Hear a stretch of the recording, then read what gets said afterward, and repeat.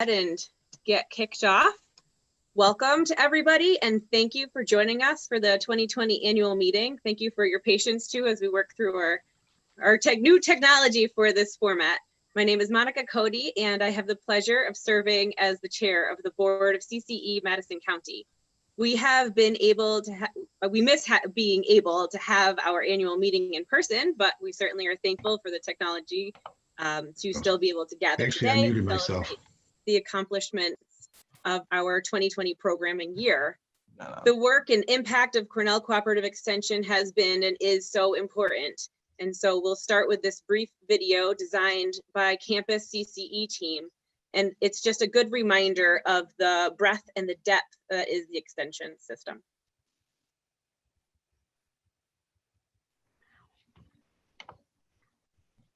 Can anybody hear me? Cornell University is one of the world's leading research institutions. It's also the land-grant university for New York State.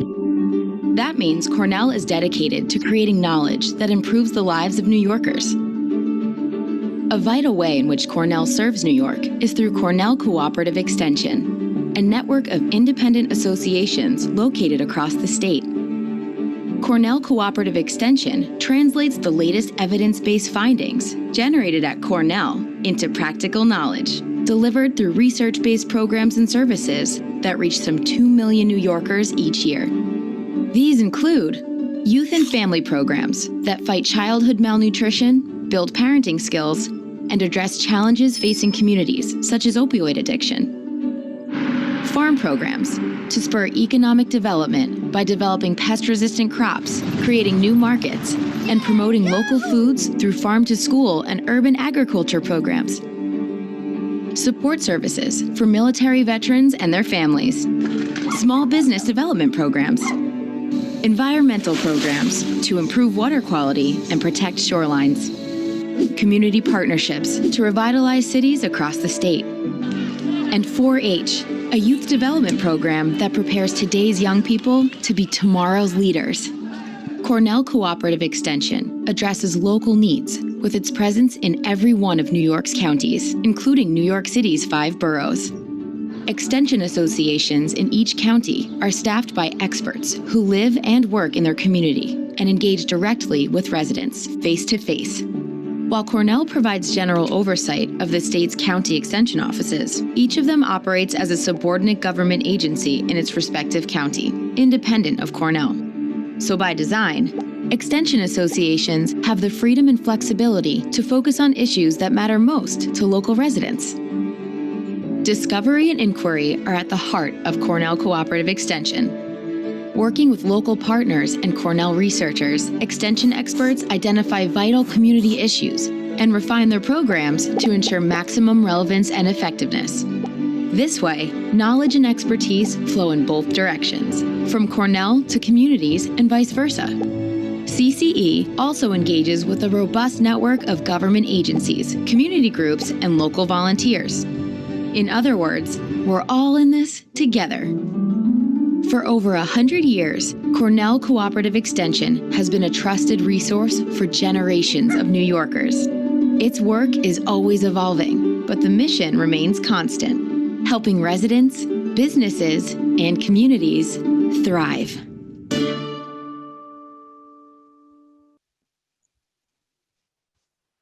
So at this time, I would like to call the meeting officially to order. It is 6:14.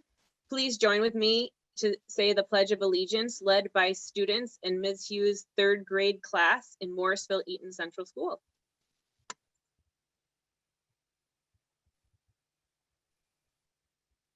I pledge allegiance to the flag of the United States of America and to the republic for which it stands, one nation, under God, indivisible, with liberty and justice for all.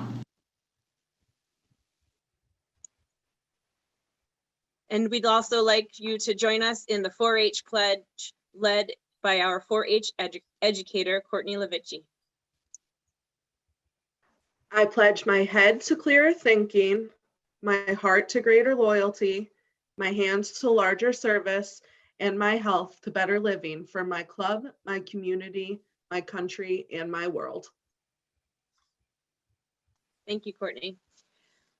We have an exciting program tonight that begins with some brief business items as required by our role as a subordinate government agency, and then a variety of highlights from our programming this year. We will then have the opportunity to hear from New York State Ag and Markets Commissioner Richard Ball, and we are very pleased he could join us for the program.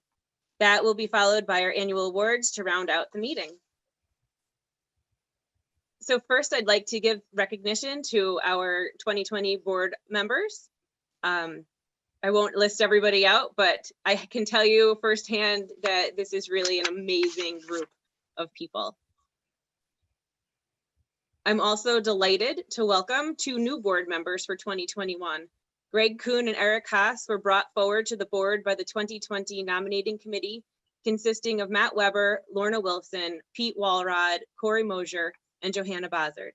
The board approved the slate of new candidates, and then voting occurred through Qualtrics survey sent to Madison County meeting registrants.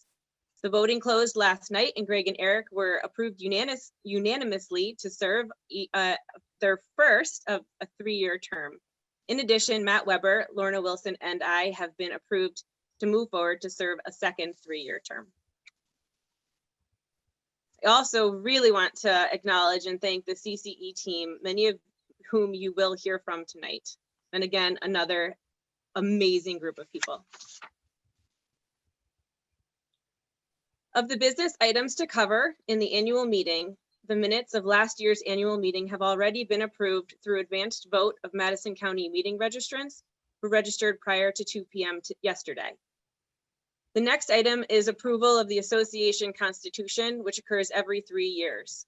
The constitution was sent to registrants yesterday for their review, noting that only the dates have been changed to recognize that it has been moved for approval for the next 3 years. We will now conduct a live poll to vote on a motion to accept that was offered by Alexandra Erath and seconded by Lorna Wilson from the board. Myron Thurston will be providing a poll that should appear on your screen. And as soon as you cast your vote, the poll will disappear. We will have the poll open for 1 full minute, and then Myron will provide us with the results. So while we allow everybody a little bit more time to do that, this time we'll go ahead and move forward with our finance report. And I invite our treasurer, David Hatch, to present the association finance overview. Dave? Thanks, Monica. Through September 30th, 2020, the organization has taken in $674,000 in revenues, as you can see, just a little bit over that, from federal and state and local funding, and from private grants and contributions from individuals and other grant awarding organizations. The total expenses are being closely tracked, and given the current uncertain financial environment, due to the increased revenue from private grants and a reduction in our 2020 New York State and local funding, the organization is more diversified in its revenue streams than in previous years. However, restoring the county funding is really important to continued association stability. The organization is in good cash standing with just under $695,000. Total liabilities include a $73,000 PPP loan funding received in June. If there are any questions, please use the question and answer on your screen. Chris and I will be available to answer those, and I assume I'm not seeing any. Otherwise, we will move forward with a vote. A motion to accept the finance report has been made by Alexandria Erath and seconded by David Birch. At this time, Myron will provide a poll to record votes. The poll will remain for 1 minute as well. Thank you.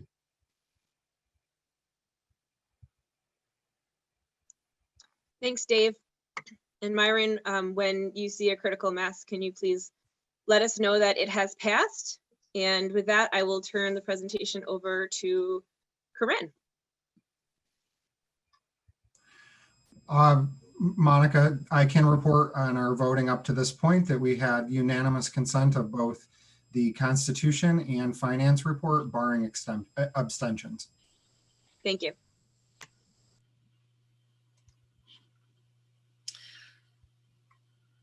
So thank you, David, for that information. And I'm Corinne Bump, and I'm Delighted to be here and have the opportunity to work with you through Zoom tonight.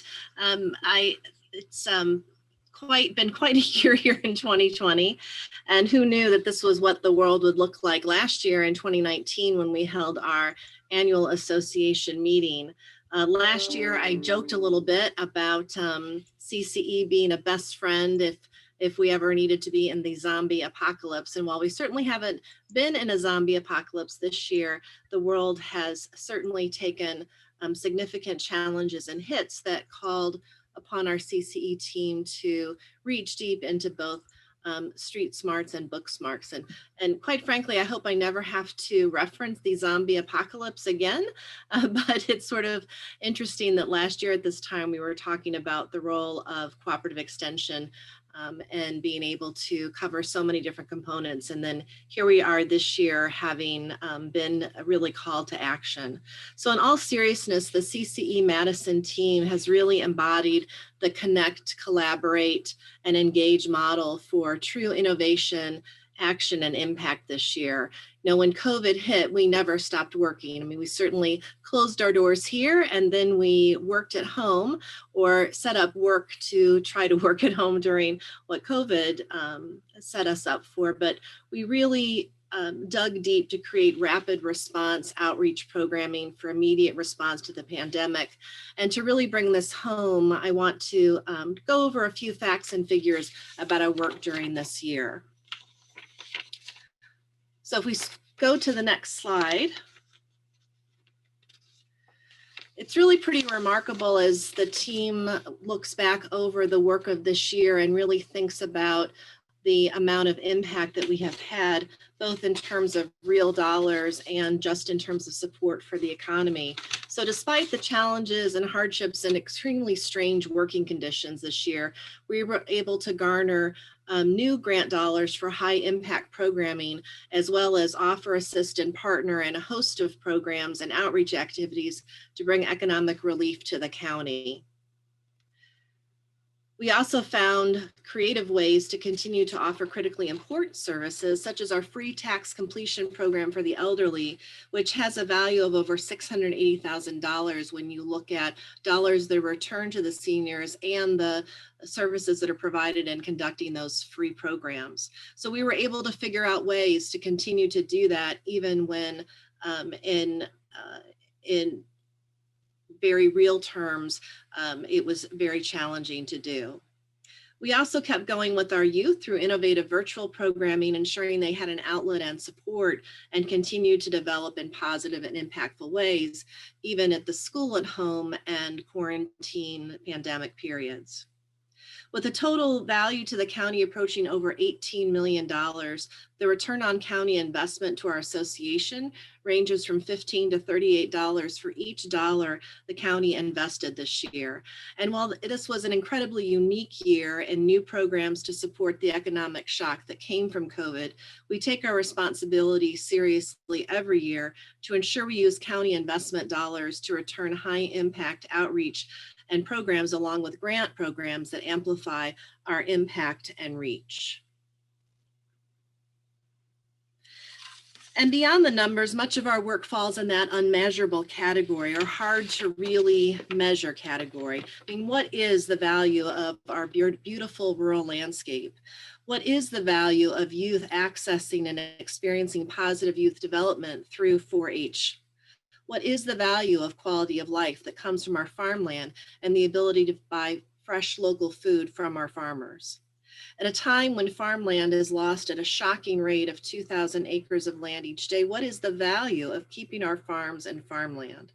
There certainly is an economic value, and based on the most recent census figures, you can see that here in Madison County, that's over 113.6 million years, or $6 million a year.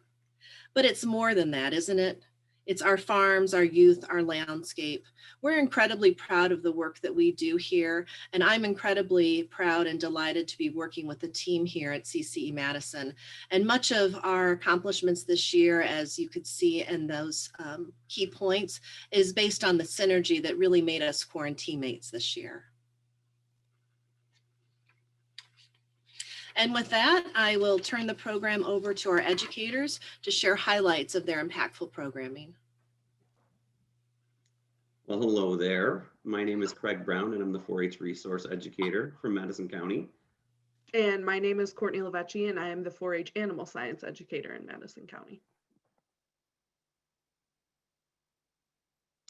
So we wanted to start this program off by saying that the National 4-H organization has a promise that they've been trying to implement by 2025. And that promise is that 4-H will reflect the population demographics, vulnerable populations, diverse needs, and social conditions of the country.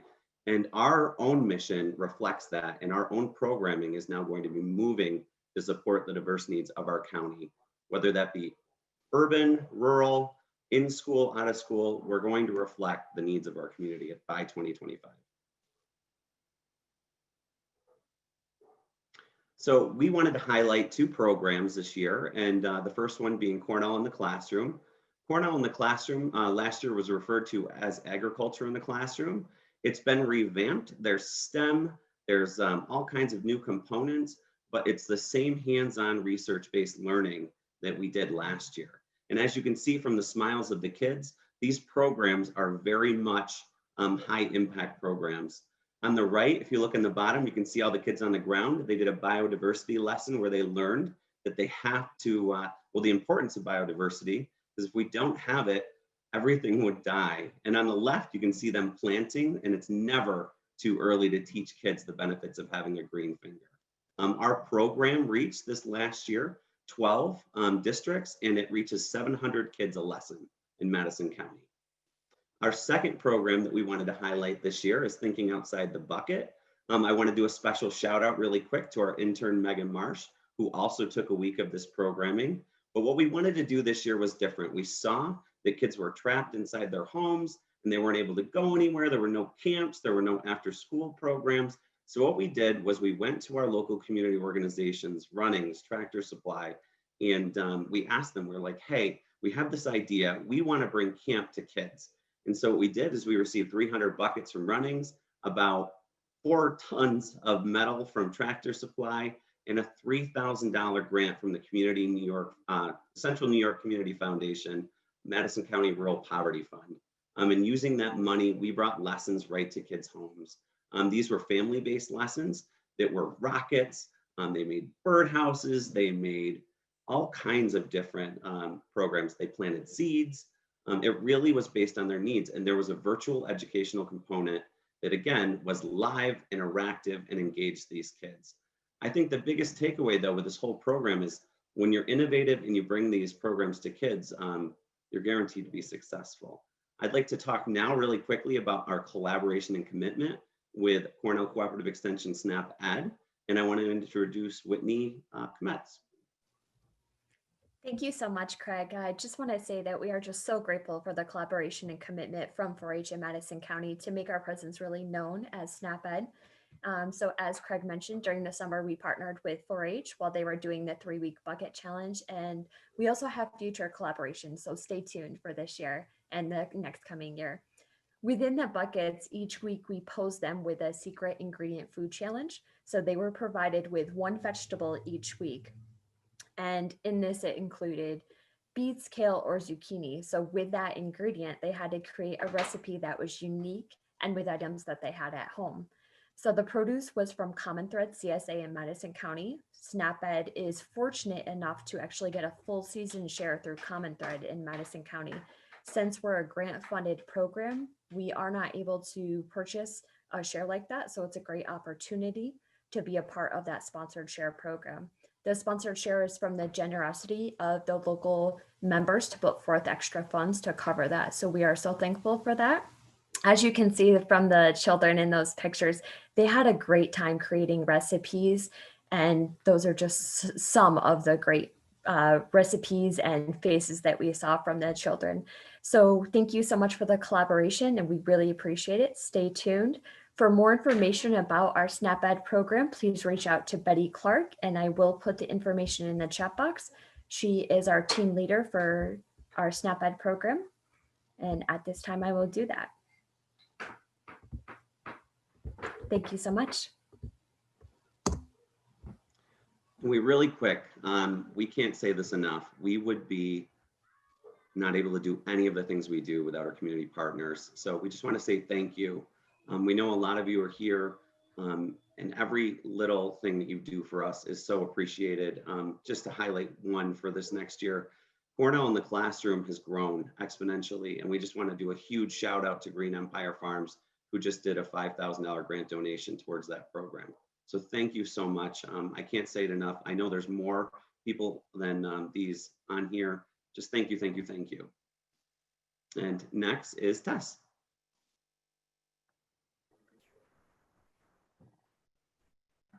Thank you, Craig. Hi, everybody. I am Tess Southern, and I'm the Ag Program Educator here at Cornell Cooperative Extension of Madison County.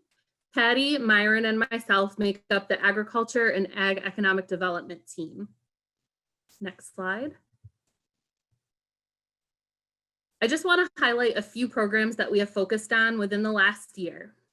Planting with Purpose is a program that bloomed out of requests for local foods due to the pandemic. As a throwback to Victory Gardens of old, we taught Madison County residents to plant gardens, maintain their health, and sustain their families. We sent out over 100 bundles of seed packets that were mailed to residents throughout Madison County. This program stretched from April through September, and we loved that the county residents were so passionate about their new gardens. A longstanding program in Madison County is Women in Agriculture. Over the last break bread, make crafts, learn how to take beautiful photographs of farm products and market through MailChimp. We also supported one another as our world began shifting. We had children at home, sick family members, and nearly non-existent milk checks. New York FarmNet, New York State Agricultural Mediation Program, and many others came to talk to us about coping with COVID life and how to keep moving forward. We picked each other up, applauded each other's successes, and we kept our tribe strong. Another success that came out of CCE's response to the pandemic was our informational videos, be it how to take a soil sample or slow moving vehicles, seed germination, or how to build a pallet garden. Our videos received hundreds of views on social media with lots of positive feedback from our friends of Extension, proving that we truly are the team you want on your side during tough times. Next slide. Over the last 13 years, Open Farm Day has been a staple program in Madison County. Open Farm Day brings together our farmers and consumers to educate, to bond, and to grow as a community. This year, we could not let the day slip by with the summer slip by with no Open Farm Day. Our team worked really hard to bring the stories of 7 farms and farm businesses, which we could not have done without the farms and our sponsors. We would like to give a huge thank you to Price Chopper, who donated the money to buy our equipment to make virtual Open Farm Day a success. If you have not been able to watch the videos, please pop over to our YouTube channel after the annual meeting is over to give those a look. I'll put that in the chat box too. Next slide. We were so lucky and grateful to have the opportunity to hand out personal protection equipment and COVID care packages to farmers and farm businesses throughout the county.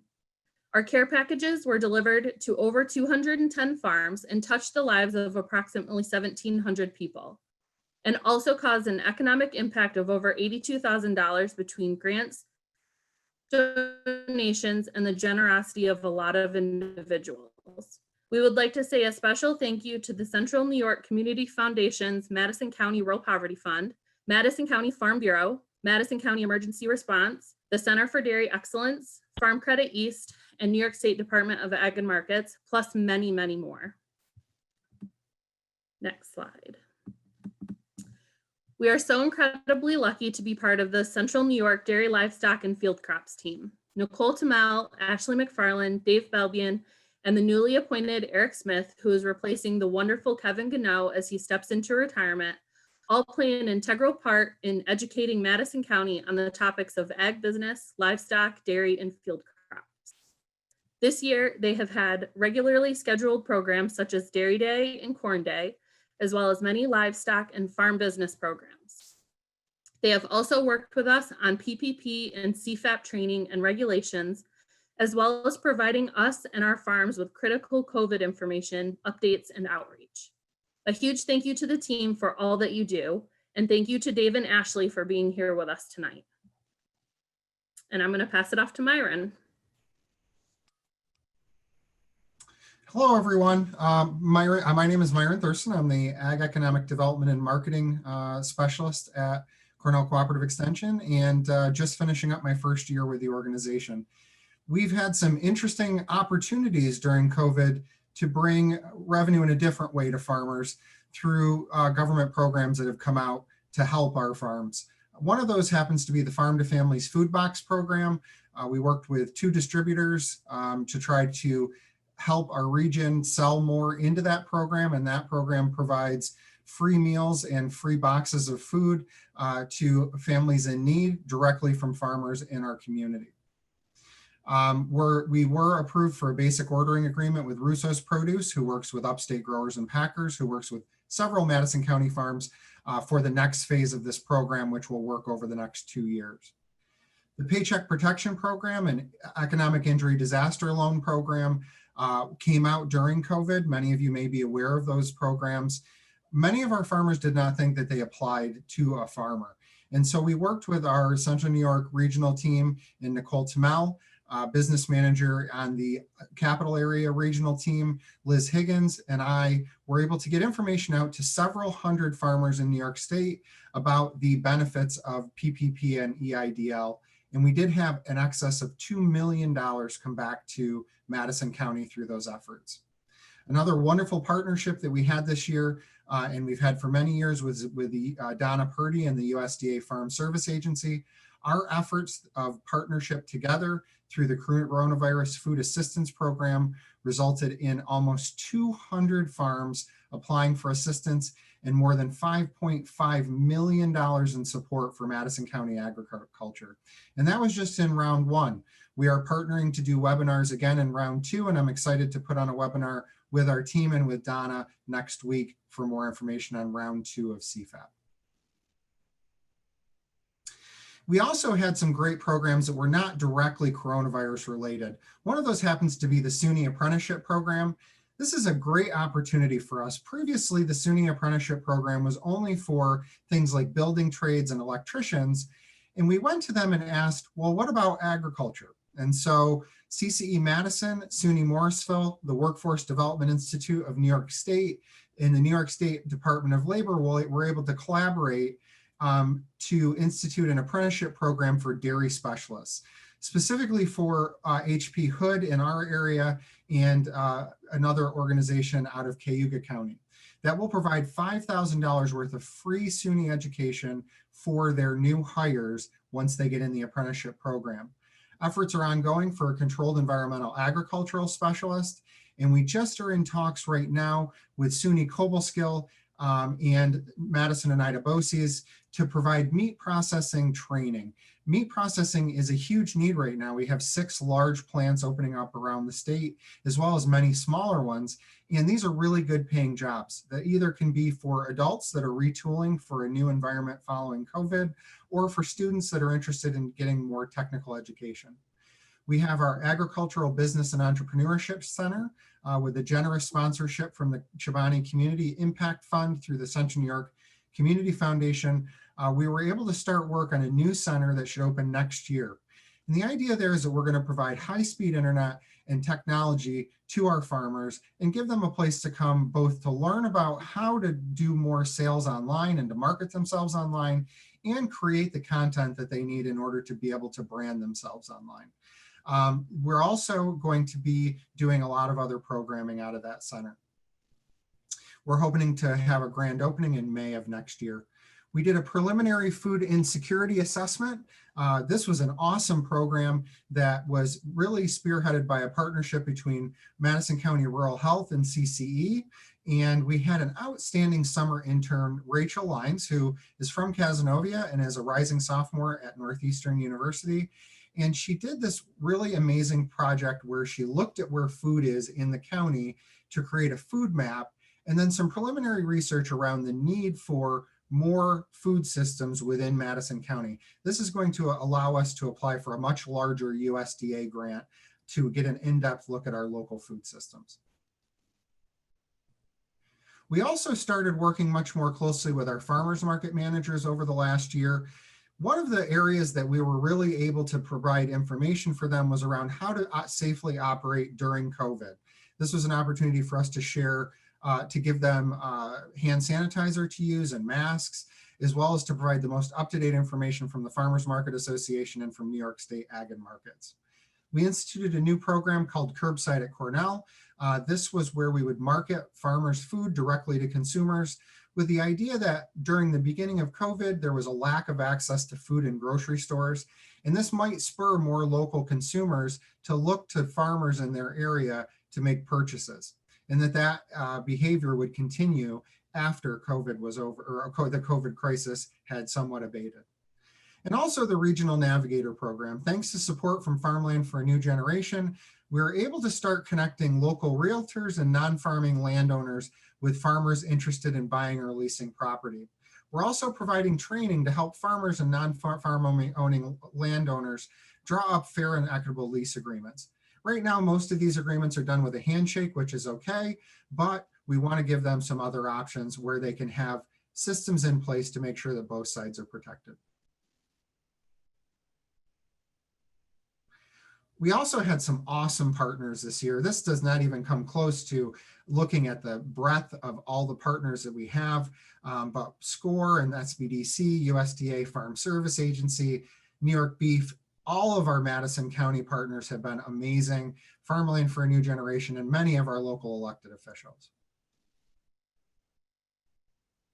We also had some awesome sponsors of different programs, including places like Chobani, the Community Foundation for South Central New York, Farm Bureau, Farm Credit East, and many others. So we're just so appreciative that even though we may not have been able to provide programming in the way that we'd originally anticipated this year, our partners have stood by us during this trying time.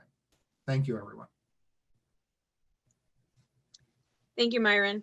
Please join me in congratulating the CCE Madison team on their great work this year. At this point, I will call for a motion to close out the business portion of the meeting as we move into the next session of tonight's program.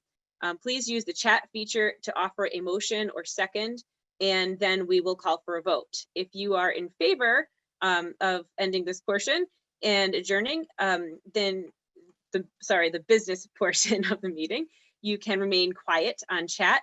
And if you are opposed, please indicate so in the chat box. I see a motion to close. Thank you from Sean.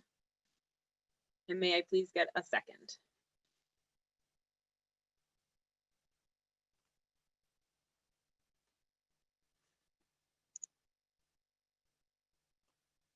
Anybody's able to participate. Thank you, Alex. And then I will make a motion to vote, and I'll give it 30 seconds. If anybody's opposed, please comment. And now we will move on to our next session. As we queue up the video, I will close the business portion of the night. Thank you all. Corinne, if you could afterwards come on when the video is completed. I most certainly will. They ran to the groceries, they filled up their carts. They emptied the tops in Price Chopper and Walmart. They panicked and fought and then panicked some more. Then they rushed to their homes and they locked all their doors. The food will be gone, the milk, eggs, and cheese, the yogurt, the apples, the green beans and peas. The stores have run out. Now what will we do? They'll be starving and looting and nothing to do. Then they paused and they listened a moment or two, and they heard a sound rising over the fear. It started out far, then began to grow near. But the sound wasn't sad, nor was it new. The farms were still doing what farms always do. The food was still coming, though they'd emptied the shelves. The farms kept it coming, though they'd struggled themselves. Though the cities had forgotten from where their food came, the farmers kept farming every day, just the same. Through weather and critics and markets that fall, the farms kept on farming in spite of it all. They farmed without thank yous, they farmed without praise. They farmed in the hottest and coldest of days. They'd bought all the food, yet the next day came more. and the people thought of something they hadn't before. Maybe food, they thought, doesn't come from a store. Maybe farmers, perhaps, mean a little bit more. A poem by Anna Richards.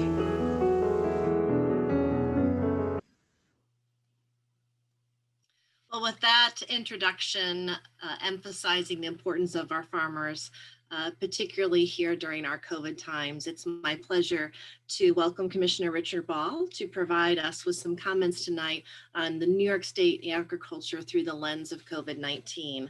I can think of no one else better to talk about this topic. With an eye on the landscape of New York State agriculture, his work takes him both from the clean white steps of the Capitol to the brown, beautiful dirt floors. He has the opportunity to straddle the critical connection between agriculture and policy setting and policy implementation. Tonight, in addition to hearing from the commissioner, we've set aside some time for questions, and we will be using the chat feature as well as the Q&A feature for those. Please feel free to enter any questions as they occur to you, and then we will collate those and share as time allows.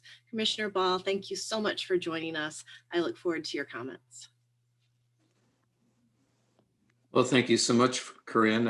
I'm very impressed with your program and your ability to put a program together in these unprecedented times. And I love that poem. I'd love to have a copy of that, and appreciate the thought that went into that. Good evening. It's really great to be with you, although virtually. I have to thank Corinne for persevering on me tonight, and for all of you to put this together and make it work. I got a chance to listen in as you were going through your business meeting. You've accomplished quite a lot, and I salute you for that, for continuing to go through these unprecedented times. You know, one of the questions I get quite often when I'm in my own county at my own cooperative extension dinner is, what's it like to be a commissioner, and do you get to talk with other commissioners? And the answer there is yes. We talk several times a week often. I am the vice president of the National Association of State Departments of Ag, so get to communicate a little bit more. But today, in the last 3 days, we spent engaged in the Tri-National Accord, which is the 50 commissioners, secretaries, and directors from the United States, along with the ministers of agriculture from the provinces in Canada, and the secretaries of agriculture from the 32 states in Mexico. We meet every year for 3 or 4 days, usually in person.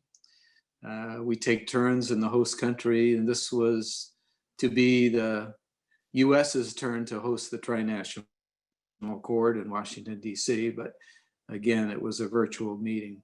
But we talk about implications and the implementation of trade agreements and irritants that occur between our 3 countries. And that still went on. The work was ongoing, as you know. Unprecedented times here, disruption to our work lives, disruption to our social lives, our personal lives, and disruptions to the food supply chain, frankly, in all 3 countries. And part of the time we spent talking about COVID-19 and how we all dealt with that. And there were some lessons to be learned there. As you well know, and you've demonstrated, agriculture was not postponed, it was not canceled. Your work went on, it was even more critical. Your role in the ag community was vital. And I want to thank you for that. I want to thank you for being a part of a community that I call food responders. With all the additional roles that we took on in this challenging time, the everyday work still had to be done. And you kept doing that, and I appreciate that very much. We all do. You know, at the department, we needed to make sure that we still had safe food. So our food safety people, our animal and plant health people, our dairy people, all of us were working 7 days a week for a pretty good period of time. I felt like instead of the Department of Ag and Markets, I felt like we were the Department of Ag and Guidance. We were asked daily by the executive chamber and the governor's office to work with Department of Health and the other agencies to develop guidance for how we went forward, how we did things, how we could keep things going. But I would have to say that our biggest focus, I think, was about food supply. We saw such a change in the food supply and such an effect on the both ends of the food supply chain. On the farm, farmers found that they woke up with 50% of their market gone. On the other end, consumers found themselves trying to find food, trying to locate food on a consistent basis. It was a real challenge to keep that, figure out how to reconnect those in a different way. Our first concern was about processing plants, keeping them working, what to do if they had a COVID positive test in their workforce, how they could not shut down but continue to work so they could keep taking products from our farmers. It was a big challenge. I think it wasn't a food supply challenge. It was that the food was in one place and it needed to be in another place that was not known and was disconnected perhaps. But working alongside of you folks, frankly, between us and you, I think we distributed over 1,000 face coverings to farm workers and farm people, all tens of thousands of hand sanitizer, et cetera. And frankly, the information and the guidance that you helped us work on that kept things going. I remember the whiplash of the first 3 weeks of this particularly vividly when, as you mentioned in the poem, grocery store shelves were getting emptied. And we got questions from the governor's office about the supply. And we knew we had supply. I was thinking about, in particular, dairy farmers. You know, I was talking to one of our larger co-ops in that first couple of weeks. The very first week after the pandemic hit us, they had to redirect over 300 trailer loads of raw milk away from going to a powder plant or a cheese plant and back to a fluid milk plant to be put into half gallons and gallons and get into the grocery store system. The second week, they had to do the same thing again, not quite 300 trailer loads, but 100 trailer loads. And in the third week, they were dumping milk. It was such a whiplash. And it was a whiplash to the fruit world, to the vegetable world as well. And I remember in that third week telling the governor that we were dumping milk. And he said, well, then we need to buy milk. And that was the beginning of Nourish New York. And that was on a Sunday afternoon. We had a conversation, got our team together, talked with the governor's office, began to hatch out a program. We identified early on with the governor's help, $25 million in emergency health food funding. We coordinated with the 10 regional food banks around the state. Fortunately, we already had an excellent relationship there because a couple of years ago, the governor had asked me to kind of take, some of you will remember the Food Policy Council, and some of you will remember a hunger and food policy, or excuse me, a anti-hunger work group. And the governor said, let's put those two together and you chair it and put together the right people, put together the agencies that have an impact in this area and put together the right people in the room. So Cornell's in the room, farmers are in the room, the state agencies that deal with hunger are in the room, and the food banks are in the room, the pantries are in the room. And we had that hunger and food policy network relationship to build on. We reached out to all 10 regional food banks within a matter of a couple of days and put together contracts where we could get them the funding to buy New York agricultural products. I remember being on the phone with them a couple of days after we connected all the dots internally. This whole process was less than a week. And Saturday afternoon had a call with all 10 regional food banks, the Department of Health, and our staff at Ag and Markets, the governor's office. Here's how the program's going to work. You'll get a contract emailed to you when we hang up the phone, sign it, send it back. Sunday, Egg and Markets team will be on the phone with you, figuring out how much food you need, the size of your neighborhood and your customer base. And on Monday, the money will be deposited into your accounts. On Tuesday, we had trucks on the road. We had dairy trailer loads. We had potato trailer loads. We had fruit trailer loads. 2 days later, I was on Long Island distributing 4 trailer loads of food to over 4,000 people who were needing food. And it's been thousands of events like that have happened since that day. We've used direct distribution models. We've used voucher programs that the food banks could use for their clients. And we've used direct deliveries to the food banks for their own distribution networks. It's been an unqualified success. I get a report every night on what we've done to date, how many pounds of milk, how many pounds of vegetables, how many pounds of fruit. And I can tell you tonight that we're at $19.8 million worth of food that New York State has helped facilitate through the food bank system. I can't say enough about the food bank system and our emergency food network and the volunteers there, because it's been nothing short of amazing work. We took a food community that saw half of their market disappear and suddenly find another home. We saw food responders all over the state step up, volunteer, deliver food, and the work goes on. I can assure you that the lessons we've learned, the relationships that we leaned on and developed are going to go on. And I think, you know, as you said, Corinne, agriculture through the lens of COVID-19. I'm thinking back to when the governor first asked me to take on this role as commissioner. And what we talked about was connecting the dots. We talked about one of the greatest agricultural communities in the country. You know, we have the best land grant system for education in the country. We have the best extension program for agriculture in the country. We have access to water. We have good land. We have some of the best farmers in the world. And we live and work and farm a few hours away from the most amazing and diverse marketplaces anywhere in the world. And he and I talked about how do we connect those dots in a better way? And that's been a big part of our mission at Ag and Markets.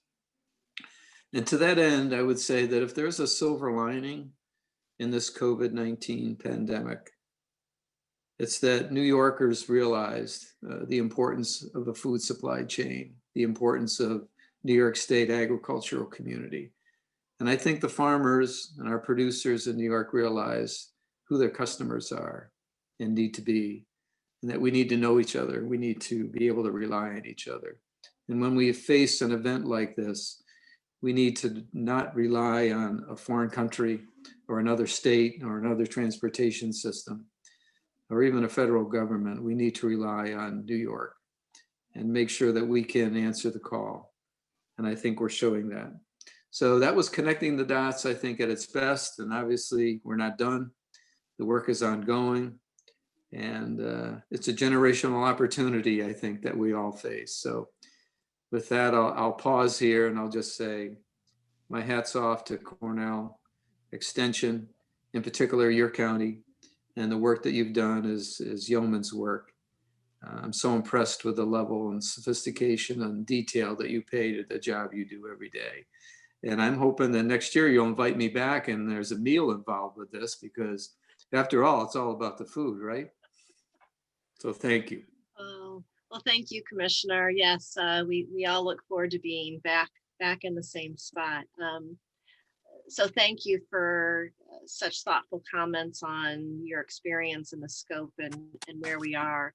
I think we've got a couple of questions here that have come in through the chat box and the Q&A, and I'm going to call upon my colleagues here to share a couple of those from the chat box and make sure we have a little bit of opportunity to do that before we move on to the next part of our program.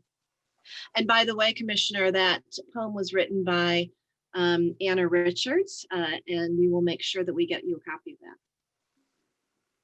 Thank you. We may Craig, just try to make Anna famous. she would like that. She actually came and hand signed poems, that poem that we put in all of the COVID farmer care packages that we send out to our farmers. Oh my goodness. Yeah. Commissioner Ball, actually, this is a really relevant question. We were fortunate enough to be able to run a Nourish New York program with your office. Do you anticipate those programs will continue into 2021? Well, thank you for that. I take it was a positive experience for you. Yes, for us too, absolutely. Yeah. I haven't heard a negative word about Nourish New York, and as such, I know that a number of people in the legislature are penning legislation to that effect. I want you to know that we are very engaged with the governor's office and with Department of Health in some very positive conversations about how we keep this going and to what degree we can keep this going. I can assure you that we're going to do our best effort to do that. I think there's a unified understanding of the relevance and importance of this. So I can't make an announcement right now, but I can tell you that that is our intention. Thank you so much. I have another question. What advice do you have to farmers for positioning themselves to be successful and profitable in the post-COVID period? Wow, that's kind of broad. You know, I think the first thing I would say is to any farmer, who's your customer? Whether you supply a cooperative, whether you supply a farm market, a farmer's market in a town or a village, or you have a market on your farm, you supply the food industry, you supply schools, know who your customer is and know that relationship and take care of it. It's so hard to see when the food supply chains begin to work again. We know we're doing a pretty good job managing COVID-19 in New York State. We know we're going to have some bumps in the road going forward as winter comes on, et cetera. So we know that as we seek to reopen the restaurant world, the food service world, the schools are doing their best to get going again, but we know there'll be bumps in the road. So I think being flexible, thinking about who that customer is and are you meeting their needs? Do you need to change a little bit to adapt to their needs? We saw, you know, in the case of our food processing world, they were accustomed to putting together 40 and 50-pound boxes of items that went to food service institutions. But they didn't fit with the food bank system. The food bank system needed retail size products, needed products that they could dole out to families. So we needed to think about different packaging, different presentations, different weights, different everything. So I guess my first piece of advice would be pay attention to your customer, find out who they are, what their needs are. Try to diversify that customer base if possible. I do think we have a tremendous opportunity here because the demand on our products has been pretty amazing. The demand on potatoes, on onions, on apples, on baking goods. The demand for milk has been incredible. And if you're in the right corner of the room, you've seen the benefit of that. We still had a large number of producers who specialized. We've seen a large number of distributors who specialized, for example, in the restaurant supply business, who are still struggling and will until we can get the restaurant world back open. But I think that we've learned a few lessons here. We're going to take us a little while to absorb it all. And as we build back these supply chains, I think we need to be cognizant of these new relationships, make sure they don't go away and that they continue to develop. But I'm very optimistic because I think New York stood up and answered the call pretty well. So some of what you're asking me, Craig, is yet to be determined. But I think fundamentally, we're going to see an increased demand in local, an increased demand in New York. Thank you so much. I will do one more question. I'm sorry if I don't pick yours. Do you think sweeping changes are needed to the way the New York food system is currently organized in terms of consumer access to food, supply chain logistics, farmer pay, co-ops, etc.? Or is this mostly okay, but the pandemic put pressure on the system? Well, that's a good question. I'm sure there's going to be some things, and we're regrouping and beginning to look at all those things pretty closely. The food supply chain is a pretty amazing beast. I think generally, the restaurants, if you think back, and I think back to 9/11, actually, and I saw a high water mark there, or I saw a beginning of change. I think a lot of the world was 2, 3, 4 generations removed from agriculture.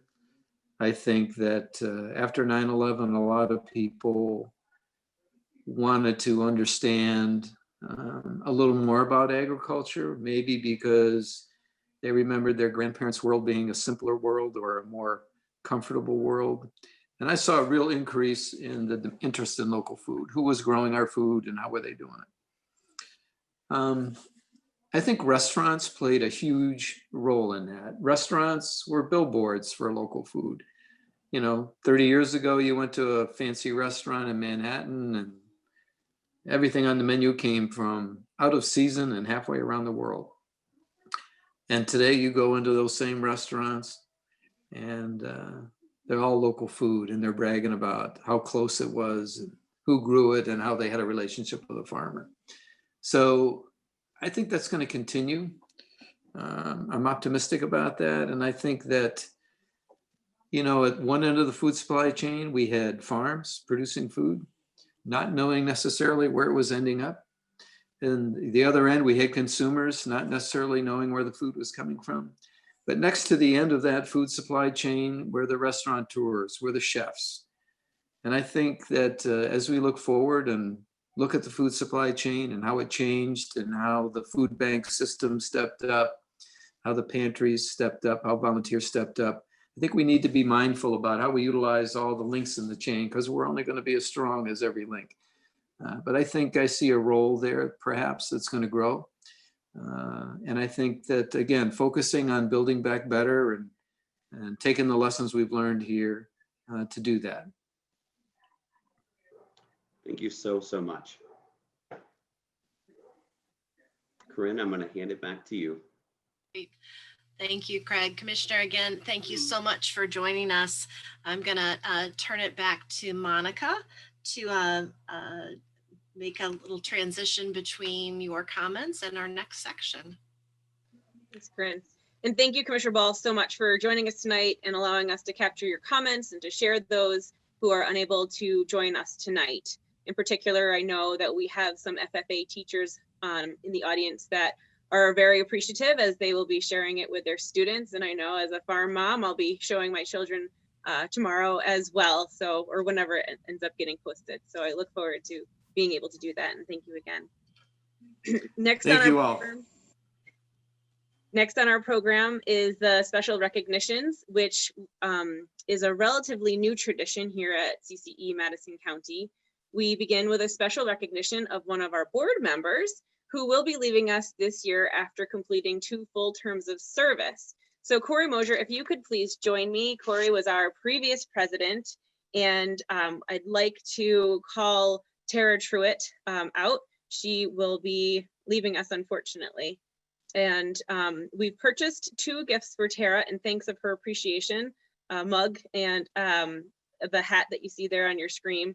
And assuming it's going to be a cold winter, Tara, we know that you'll get good use out of this.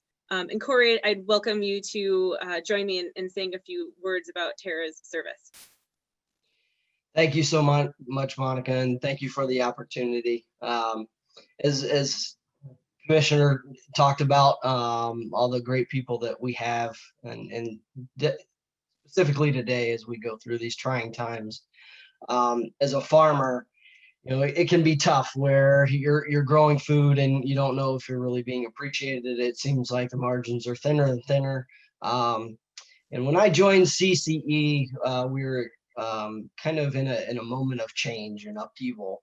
And there were a few conversations I remember having early on that I remember turned my head and thought, okay, wait a second. I've been a part of some boards and some associations, but there's something special going on here.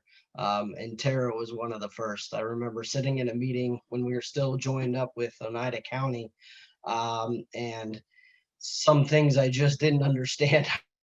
I remember turning to Tara and, okay, how does this work and what's going on here? And her steadfast, even keeled hand through her involvement with this association is what makes farmers like me turn around and say, okay, we've got some really good people who are volunteering their time, and they're getting her appreciation and focus in on 4-H. It's just so commendable. And she is, in order to have a successful organization or board, you need those people that are going to step up and kind of lead by example. And she was always putting her hands up, whether it be a search for new board members or just little help in board meetings, setting up and closing down, and all that she did, Tara, all that you did to help keep us fed for board meetings. So it went from the very little to the huge, stepping up for every committee, I think, and chairing the 4-H committee. You are a treasure, and CCE.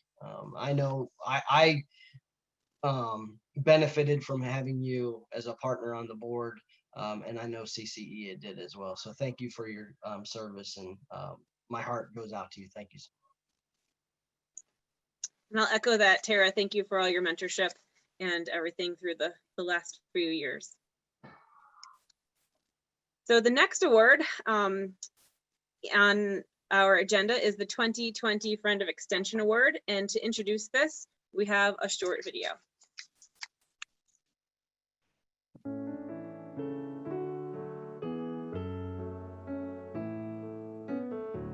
Thank you. Thank you. Thank you. Thank you. Thank you. Thank you. Thank you for being a friend of Cornell Cooperative Extension of Madison County. Tonight, we are delighted to recognize Chobani with the Friend of Extension Award. This award is in recognition of the support of Chobani through their Community Impact Fund out of the Community Foundation Fund for South Central New York, and their overall support for agriculture throughout our county and our region.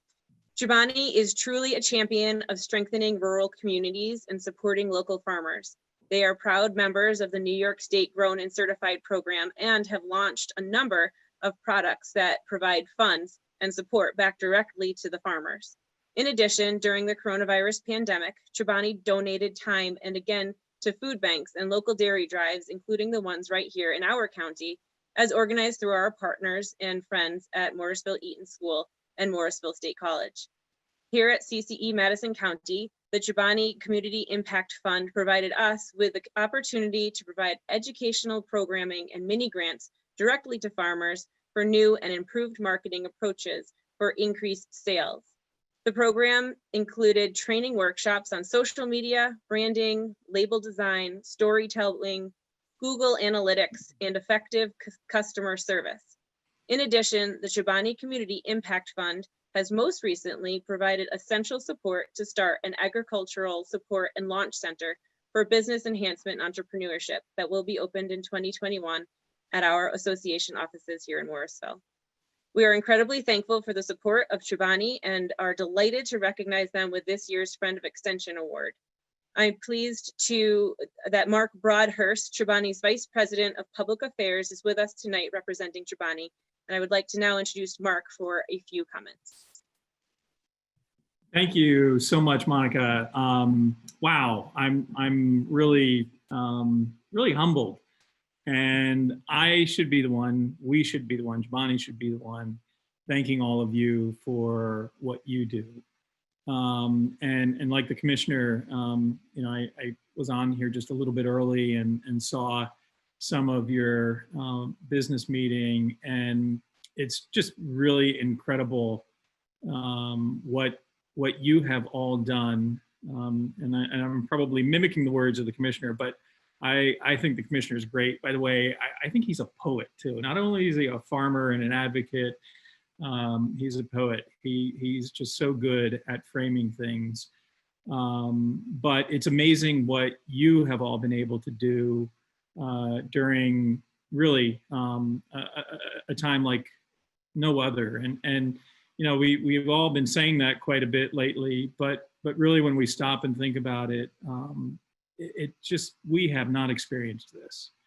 Yet the resilience, the determination, the humanity of people all around us, especially in our state, that's been the reassuring part of all of this. And just a couple of quick words. You know, it was great listening to the commissioner talk about Nourish New York.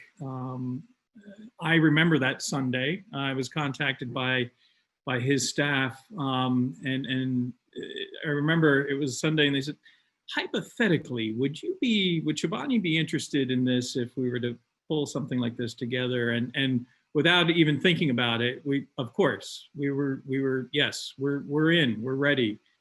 And up until that point, you know, we had been, just like many of you, feeling the pinch of food service and that market evaporating almost immediately overnight.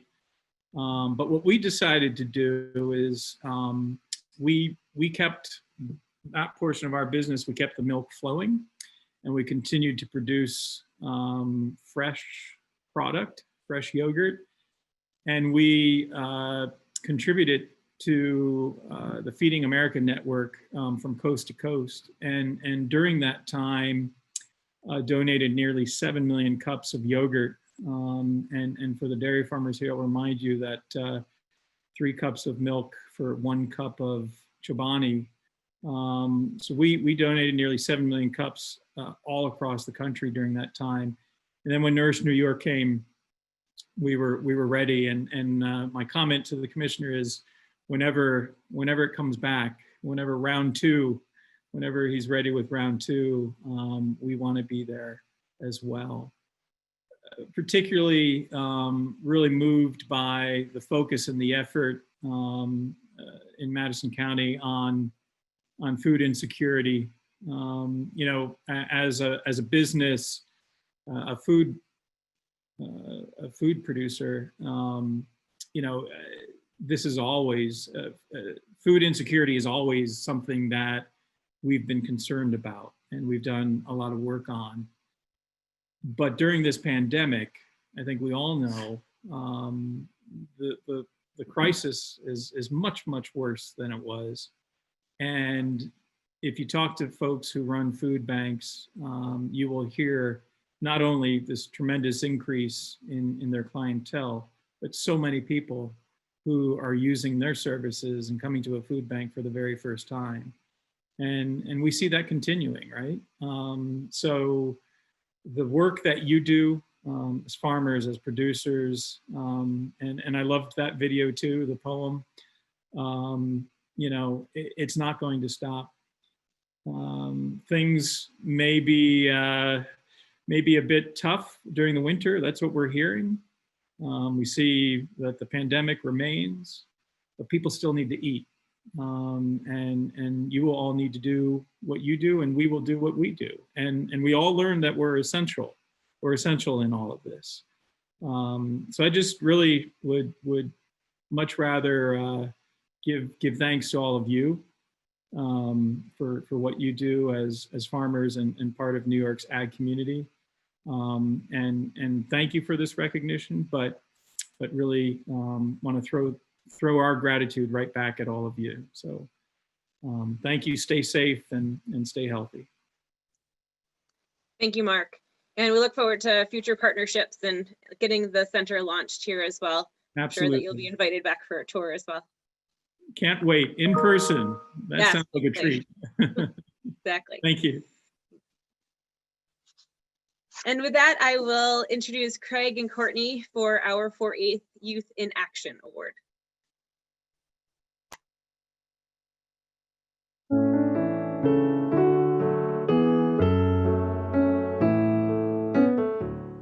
The 4-H Youth in Action Award, added in 2019, is awarded each year to a standout individual in the Madison County 4-H program.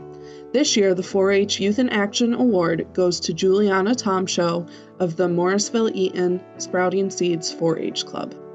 Juliana has been a 4-H member for more than 5 years and continues to grow as a 4-H'er. She is active in the horse program with her miniature horse Jewel and new horse Comet.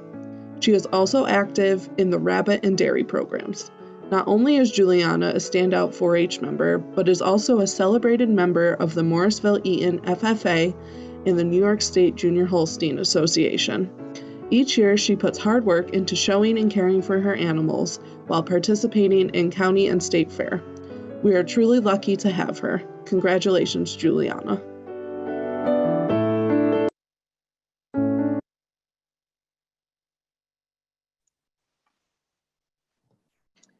And Juliana, if you are on video chat, feel free to give a wave and we'll recognize you from afar. But thank you again for all of the work that you've done.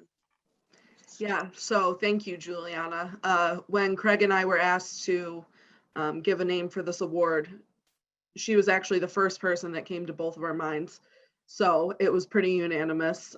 She's, since I've known her and since Craig's known her, she's been an incredibly hard worker. She takes amazing care of her animals and she's involved in pretty much everything she could be. So we're really excited to present this award to her and we hope she continues to grow in 4-H until she ages out.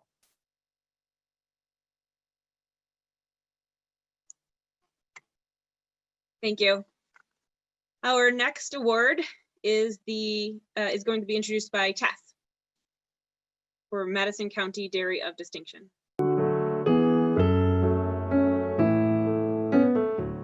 Since its establishment, there have been new farms awarded with the Dairy of Distinction Award.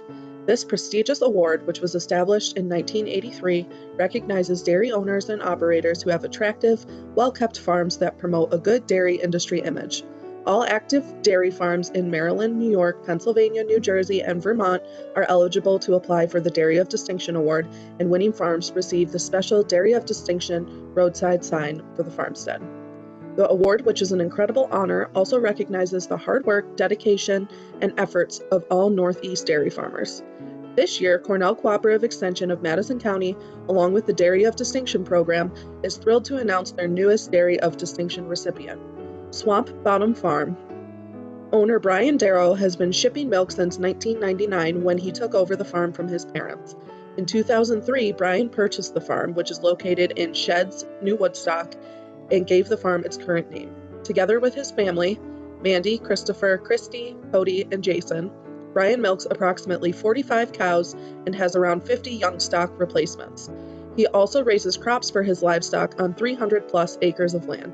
The Darrow family grows crops of corn, soybeans, and hay. Congratulations to Swamp Bottom Farm for being the newest Madison County recipient of this special award.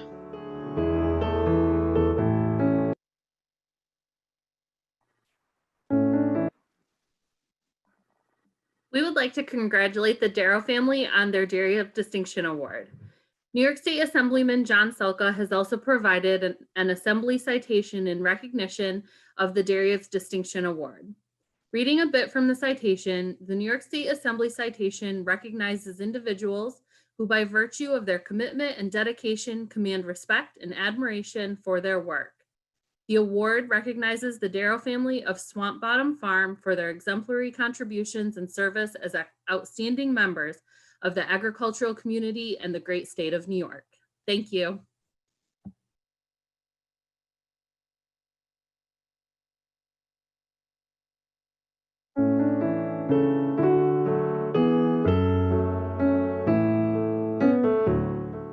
This year, the Centennial Farm Award goes to Westfall Dairy LLC.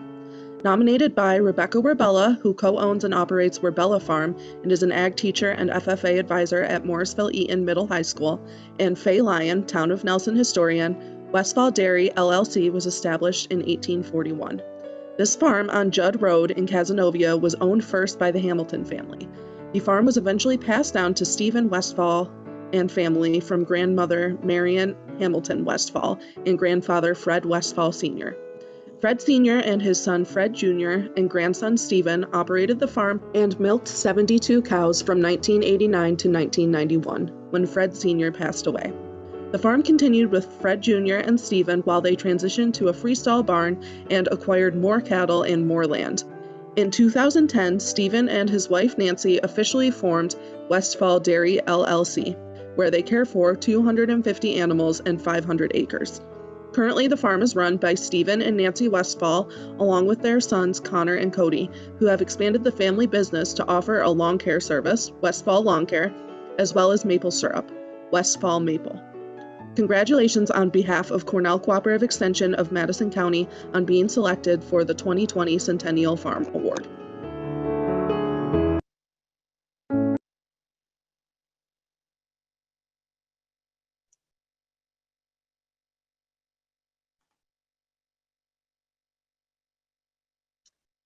Thank you again to your congratulations, I should say, to the Westfalls.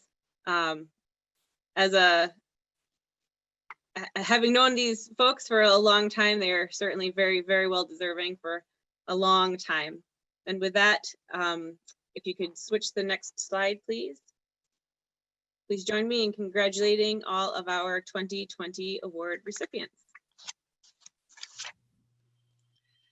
So just a quick shout out that if you can go back one slide, we were very delighted that we were able to receive some special recognitions from Senator Brindisi, and I believe that his local, let's see if she's on here. No, I think she hasn't joined us, but his local office director has worked very hard with Myron to be able to provide these additional certificates of recognition, and we are pleased to be able to have those, and we will make sure that those get out to everyone, as well as all of the other awards that you have received tonight.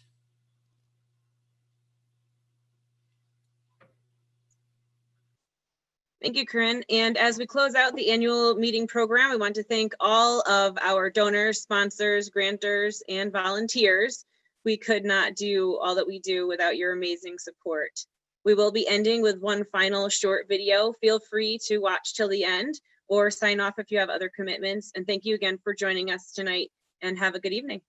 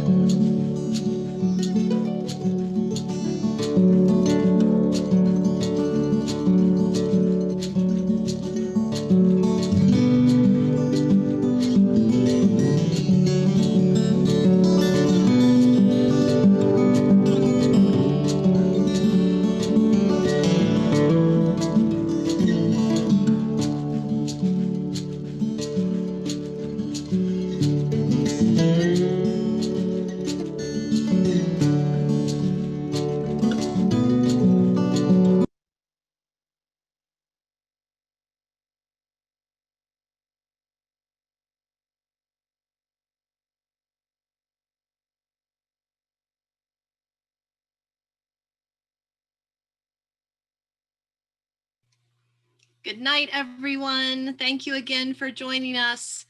We hope to see you soon in 2021.